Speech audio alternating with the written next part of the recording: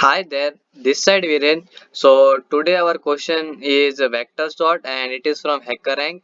So we made discussion on this question and you can able to see the difficulty level of this question is also easy. If you are able to solve this question, so we score maximum 10 points. So let us try to understand what was the question want to say. So here are the some brief explanation of vector is given here. There is two functionality of vector, that is pushback, it will add one element at the end of the vector, and pop back, this will remove one element from the end. So yeah, this is very helpful functionality of vector. We can by the using of this functionality we can solve this question. So let us try to capture out what the input formats want to say. The first line of the input contain n, where n is the number of integer. The next line contain an integer. So the simply input want to say that first we have to give the number of integer we want to store in the vector, and this all are the elements. And according to this input we have to print output like the in sorted order. Yeah, in sorted order. If it is not mentioned that how increasing or decreasing, so we always take as an ascending order. So let us try to write in the code. How can I do? So firstly I take the bit library because it contain mostly uh, every library that are using in the question in the problem solving. So we simply use this bit slash std c++.h, so we don't need to include any more.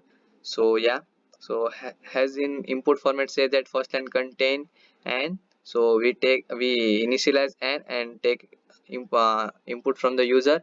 After that we create one vector and it is of size null right now. So yeah, for using this for loop and using the property of vector pushback, we are adding one element at the back of the vector, and it will take all the input from the user. So yeah, and after that we are using here one inbuilt function, that is short, and v dot begin to v dot end. So this function simply sort the our entire vector in an ascending order. Oh, and also I want to like to share one thing, that before using this inbuilt function, we have to know how what the functionality of this inbuilt function do. After getting a good grasp in the functionality of inbuilt function, what they work in the backend, we have to keep in mind. Then only we can use in our program. So it will reduce the program size. That's why I'm using that inbuilt function here.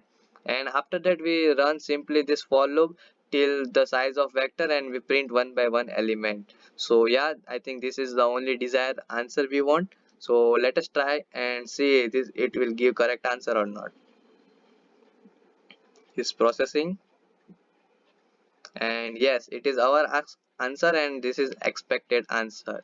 So let's try to submit and see it got passed all test cases or not. So yes, as you can see that it will pass all the test cases. So yeah, this all I want to share. So if you have any doubt and any confusion related to this question, you can simply comment down in comment section. Okay, thank you very much for watching this video.